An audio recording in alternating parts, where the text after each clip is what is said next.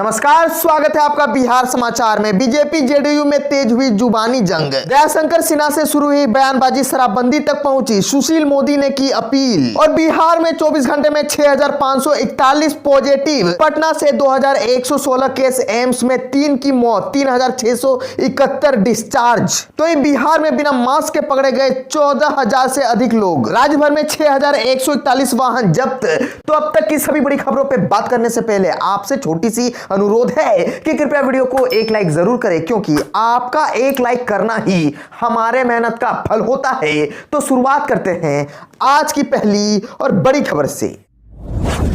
बिहार में पिछले 24 घंटे में 6541 नए कोरोना मरीज मिले हैं। पटना से 2116, मुंगेर में 298, मुजफ्फरपुर में 427 नए मामले आए हैं, जिससे संक्रमण की दर अब 3.51% हो गई है। पटना में शुक्रवार को 40 साल की एक महिला सहित 3 संक्रमितों की मौत हुई है। पटना में संक्रमण की रफ्तार हर दिन रिकॉर्ड तोड़ रही है। यहाँ कोरोना की जांच करने वाला हर चौथा इंसान संक्रमित है। 24 घंटे में हुई 9882 लोगों की जांच में 2275 की रिपोर्ट पॉजिटिव आई है। इससे संक्रमण की दर अब तक की सबसे अधिक 23.02% हो गई है। हालांकि 24 घंटे में राज्य के 3671 संक्रमितों ने कोरोना को मात दे दी है।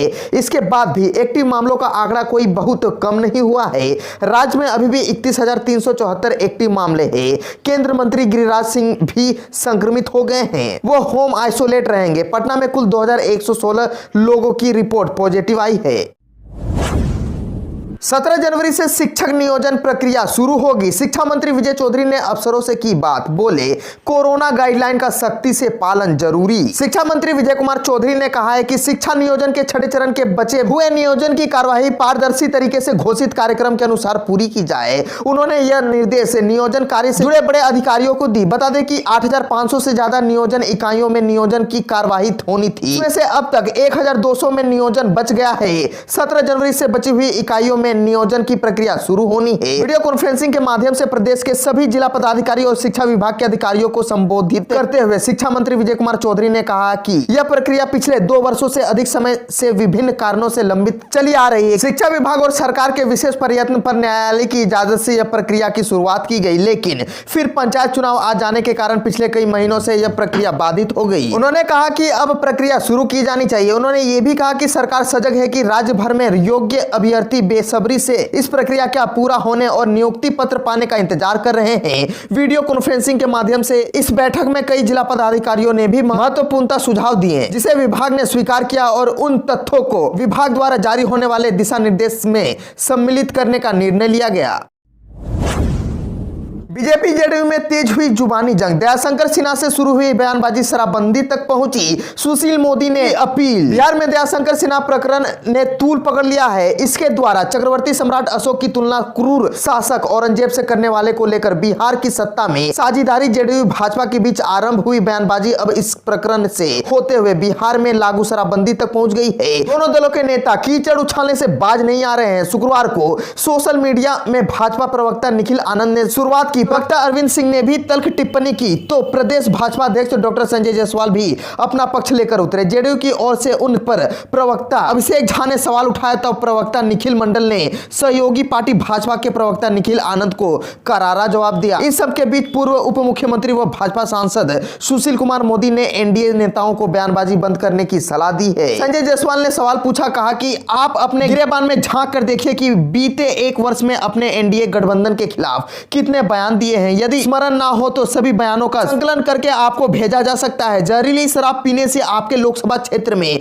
जब कुछ लोगों की मृत्यु हुई थी, आप संवेदना व्यक्त करने और सांत्वना स्वरूप पैसे बांटने गए थे। एनडीए सरकार की नीति के हिसाब से आपका यह आचरण सही था या गलत? आपके जेडीयू प्रवक्ता से जेडीयू पार्टी को जोड़ने की बात कही है। जवाब में अपने पोस्ट में संजय जायसवाल ने कहा कि मेरे लोकसभा क्षेत्र में जहरीली शराब के कारण हुई मृत्यु में मेरे जाने अभिषेक झा मुझसे जवाब मांग रहे हैं। यह सवाल जेडीयू द्वारा है, क्योंकि प्रवक्ता दल की बातें रखता है, व्यक्तिगत नहीं। बता दूं कि मैं जहरीली शराब से हुई मौतों के परिवारजनों के घर गया था और अगर भविष्य में भी कभी मेरे क्षेत्र में इस तरह की दुर्घटना घटेगी तो मैं जाऊंगा और आर्थिक मदद भी करूंगा। गुनाहगार मरने वाले थे, ना कि उनके परिवारजन। अगर कोई व्यक्ति जहरीली शराब से मरता है तो उनके निश्चित तौर पर अपराध किया है। इससे प्रशासनिक विफलता के दाग को बचाया नहीं जा सकता, और जब मैं इस शासन के एक घटक का अध्यक्ष हूं तो यह मेरी भी विफलता है।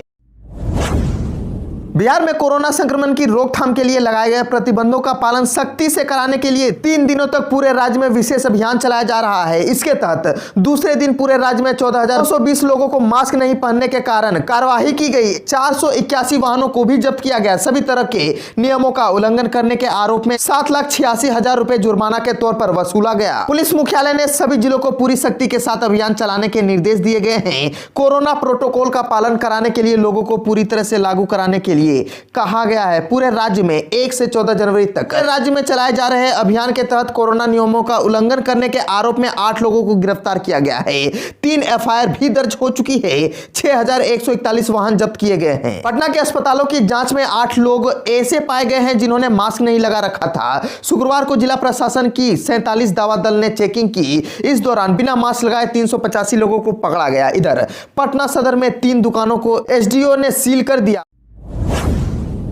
नालंदा में संदिग्ध स्थिति में 3 की मौत, 3 की हालत गंभीर, परिजनों ने जताई जहरीली शराब पीने से मौत की आशंका। नालंदा जिला के सोहसराय थाना इलाके के छोटी पहाड़ी और पहाड़ तल्ली मोहल्ला में संदेहास्पद स्थिति में एक साथ 3 लोगों की मौत हो गई, जबकि 3 लोग गंभीर हालत में निजी क्लिनिक में इलाजरत हैं। सभी मृतकों के परिजन शराब पीने के बाद तबीयत बिगड़ने से मौत की बात बता रहे हैं। घटना की जानकारी मिलते ही पुलिस प्रशासन में हड़कंप मच गया है। थाना अध्यक्ष सुरेश प्रसाद के बाद सदर डीएसपी डॉक्टर नोमानी मौके पर पहुंचकर परिजन से जानकारी ले रहे हैं। हालांकि अभी तक जहरीली शराब पीने से मौत की आधिकारिक पुष्टि नहीं हुई है, मगर स्थानीय लोग भी आसपास के इलाके चुलाई शराब बनाने की बात बता रहे हैं। वहीं मानपुर थाना इलाके में गांव में भी 2 लोगों के शराब पीने की मौत की चर्चा है।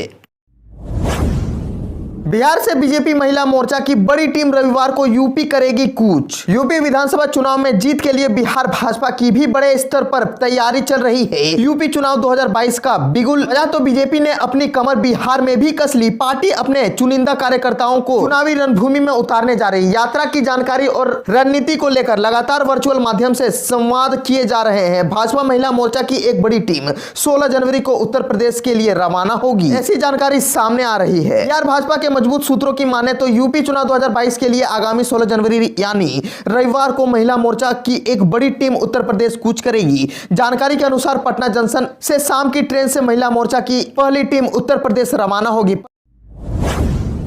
बिहार के सुपौल जिले के वीरपुर स्थित एसएसबी के कैंप में करंट लगने से एसएसबी 45वीं बटालियन के 3 जवानों की मौत हो गई, जबकि 9 जवान घायल हो गए हैं। वीरपुर स्थित एसएसबी के कैंप में सभी जवान करंट की चपेट में आ गए हैं। सभी घायलों का इलाज वीरपुर अनुमंडलीय अस्पताल में चल रहा है। घायलों में 4 की हालत गंभीर बनी हुई है, जिन्हें बेहतर इलाज के लिए Darbhanga medical college hospital refer किया गया है। शुक्रवार की सुबह वीरपुर स्थित सशस्त्र सीमा बल के 45वीं बटालियन के कैंप में ट्रेनी जवानों की ट्रेनिंग चल रही थी। इसी दौरान हाई वोल्टेज तार की चपेट में आने से 3 जवानों की मौत हो गई, वहीं 10 जवान बुरी तरह से घायल हो गए हैं।